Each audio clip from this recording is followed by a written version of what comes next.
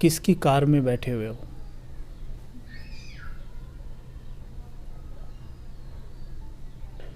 Car में बैठे हुए हो क्या? कार में बैठे हुए हो? किसकी कार में बैठे हुए हो?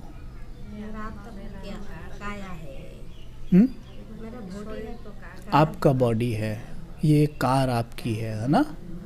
ये मेरा शरीर मेरी कार है ना?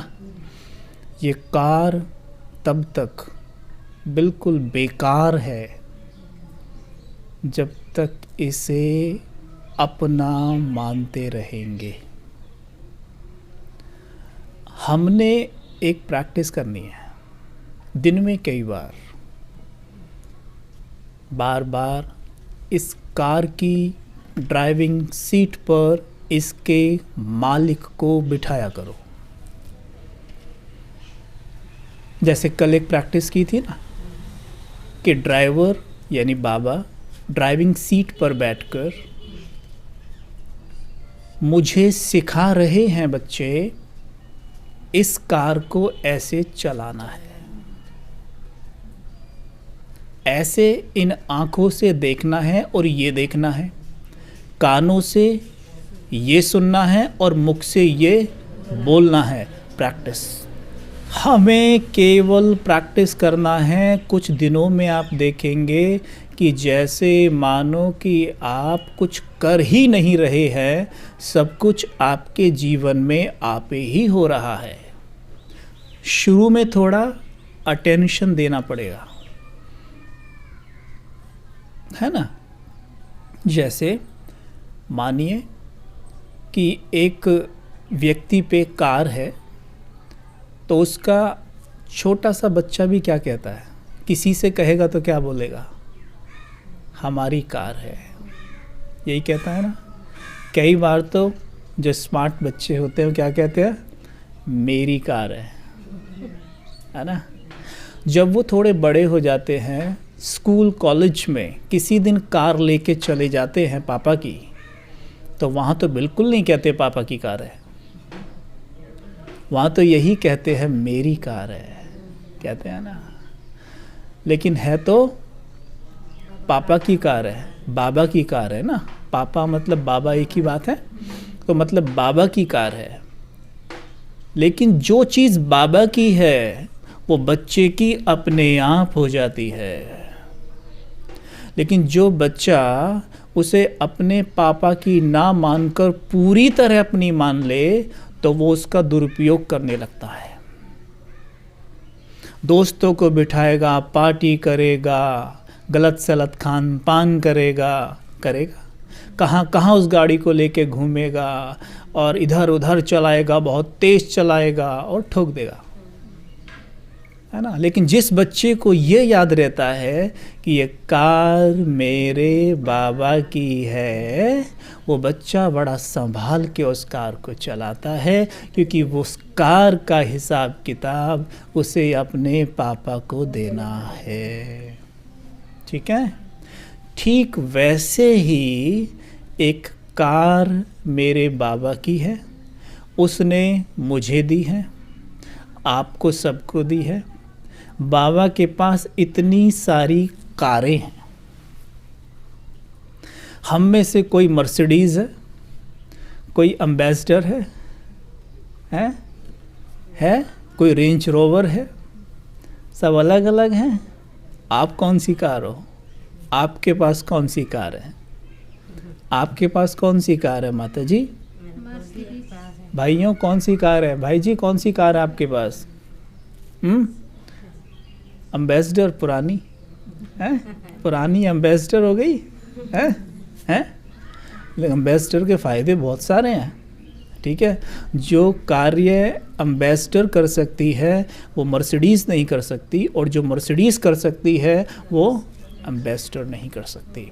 इससे दोनों कारों का कोई कंपटीशन नहीं है। ठीक है? कई बार ऐसा होता है सेवाओं में कि हमारे अंदर ऐसी फीलिंग आ जाती है, हमें ऐसा थॉट चलने लगता है कि दीदी ने मुझे इस सेवा के लिए नहीं पूछा, इस सेवा के लिए मुझे आगे नहीं किया।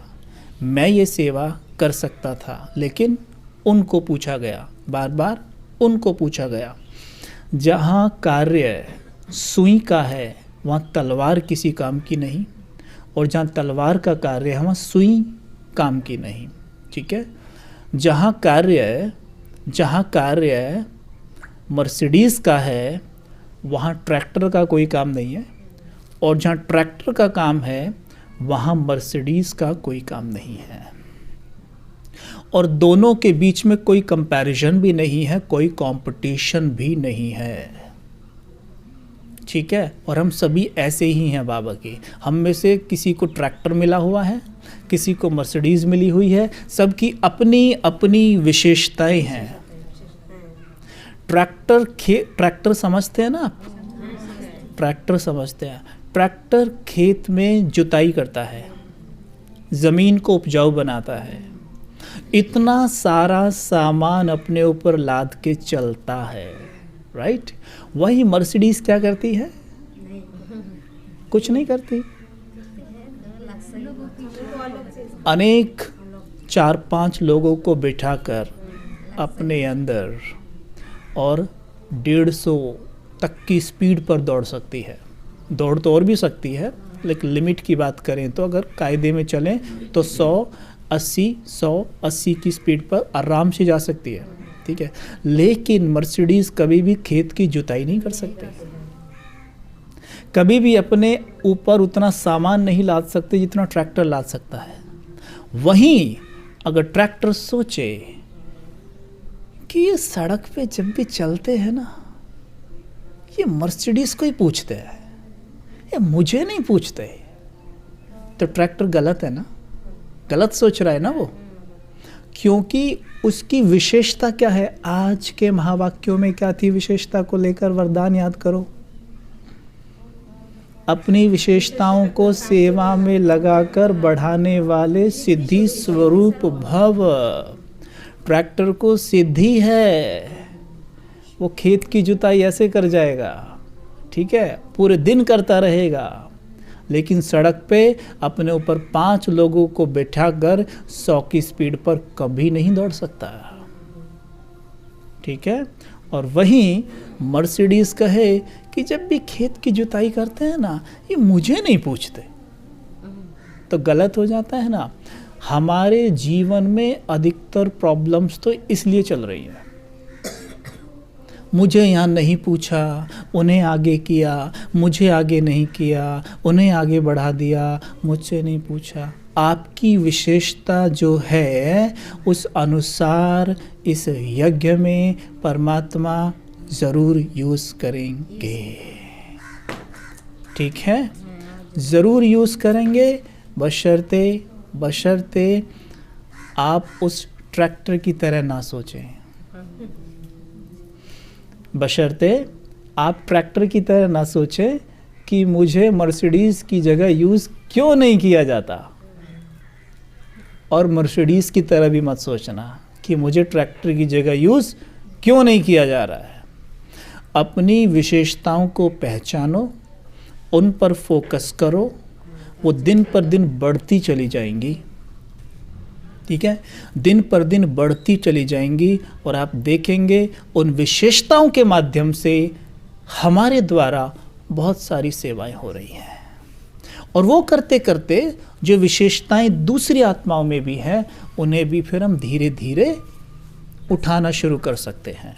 ठीक है, ओके, कर सकते हैं, लेकिन अपनी विशेषताओं को आधार बनाते हुए ही, अपनी विशेषताओं को भूल कर नहीं, क्योंकि जो अपनी विशेषताओं को ही भूल गया तो वो दूसरी विशेषताओं को तो कभी उठा ही नहीं सकता। ठीक है, क्यों? क्योंकि माइंड पूरा अभी डिस्टर्ब है उसका, और डिस्टर्ब माइंड कभी भी विशेषताओं को नहीं देखता। डिस्टर्ब माइंड हमेशा क्या करता है? कमी कमज़ोरियों को ही देखता है। और परमात्मा महावाक्य है कि जो विशेषताओं को देखते हैं वो विशेष बन जाते हैं, और जो कमी कमज़ोरियों को देखते हैं वो क्या बन जाते हैं? कमज़ोर। क्या बन जाते हैं? स्पष्ट हो रही है ये बात? तो हमें क्या, हम हमारे पास जो भी कार है, जो भी आपको ट्रैक्टर मिला है, मर्सिडीज़ मिली है, जो भी मिली है, उसकी विशेषता को पहचानिए और सही से यूज़ करिए। अब आगे की बात, कार किसकी है? जो भी मिली है किसकी है? बाबा की है, ठीक है। तो उस बच्चे की तरह याद रखना है हमेशा कि ये कार मेरे बाबा की है, मेरी नहीं, मुझे केवल चलाने के लिए मिली है। जब याद रखेंगे ये कार मुझे चलाने के लिए मिली है, कभी भी इसका दुरुपयोग नहीं करेंगे,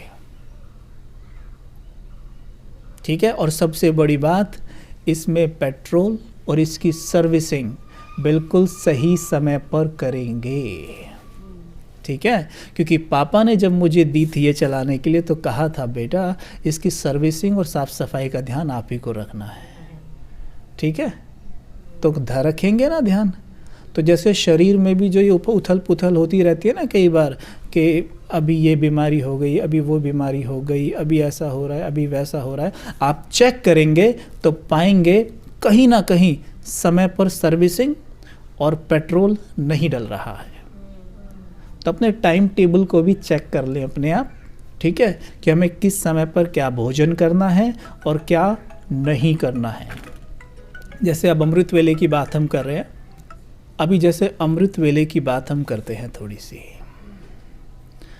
आप में से वैसे अमृत वेले की बात कल भी की थी, शायद की थी शाम को, है ना, आप सभी नहीं थे अवेलेबल। अमृत वेला आप सबका बिल्कुल एक्यूरेट किस किस का होता है? जो समय पे उठता है और बिना झुटका खाए अमृत वेला करता है, वो ज़रा हाथ उठाए। और जिनका नहीं होता वो थोड़ा अटेंशन देंगे, ठीक है, गाड़ी की सर्विसिंग पर और पेट्रोल पर, ठीक है, ओके। और पेट्रोल भी आजकल थोड़े कभी कभी मिक्स वाले हो जाते हैं, कई बार गांव में ख़रीद के डाल देते हैं ना, कि भाई पेट्रोल कम है चलो यहीं से ख़रीद के डाल देते हैं, तो पेट्रोल में थोड़ा थोड़ा लोग मिक्स भी कर देते हैं, तो वो भी ध्यान देना पड़ेगा कि कुछ वैसा फूड तो नहीं दे रहे हैं, ठीक है। तो एक तो बात, दिन में मोटा मोटा बताऊंगा, क्योंकि मैं कोई डाइटिशियन नहीं हूँ, मोटा मोटा बताऊंगा जो मैं मोटा मोटा खुद पे अप्लाई करता हूँ और उसके हिसाब से गाड़ी ठीक ठाक चलती है, ठीक है। तो मोटे मोटे रूप से बात करें तो कोशिश करें दिन भर में ज़्यादा से ज़्यादा फ्रूट्स का सेवन करने की, ठीक है, फलों का सेवन करें, ज़्यादा अन्न के पीछे ना पड़ें।